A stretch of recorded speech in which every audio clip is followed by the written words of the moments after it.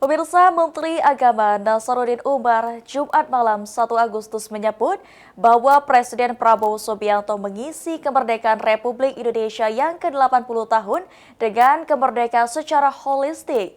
Hal itu dilakukan melalui program prioritas berupa pemenuhan gizi masyarakat, kesehatan, pendidikan, serta ketahanan pangan.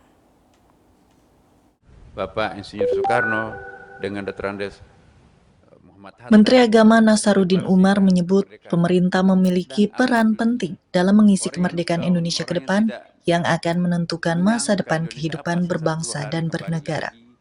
Menak mengatakan Presiden Prabowo Subianto telah mewujudkan kemerdekaan itu secara holistik atau menyasar seluruh rakyat hingga ke pelosok negeri, yaitu melalui program-program prioritas seperti sekolah rakyat, cek kesehatan gratis, hingga program makan bergizi gratis.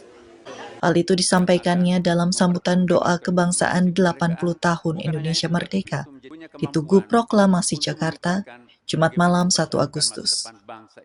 Mengisi kemerdekaan ini. Tidak mungkin bisa disebut kemerdekaan itu total kalau masih ada orang-orang yang kelaparan, terutama anak-anak kecil yang membutuhkan gizi yang sehat.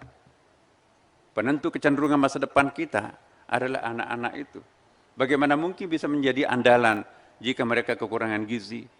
Maka Bapak Presiden menerjemahkan dengan pemberian gizi sehat kepada terutama anak-anak kita, perempuan yang sedang hamil atau yang baru melahirkan. Menak juga turut mengajak seluruh masyarakat tanah air bersama-sama mendukung dan menyukseskan program yang digagas oleh Kepala Negara demi mewujudkan Indonesia Emas di 2045. Tim Kantor Berita Antara mewartakan.